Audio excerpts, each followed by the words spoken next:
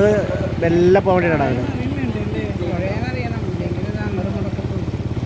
ഇത് അറിയേണ്ട ആവശ്യമില്ല, പറയുന്നില്ല, പഠിക്കണത് വേണ്ട.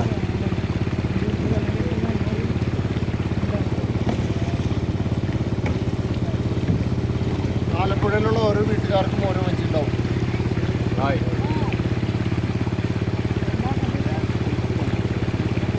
ആ പെൺകുട്ടിയെ കണ്ടാൽ അങ്ങോട്ട് ചാടരുത്തിട്ടാ. അതാ വീഡിയോ ഓർ ഫോട്ടോ ഇതൊന്നും കുഴപ്പമില്ല, നമ്മളെ പൊതുവല്ലേ.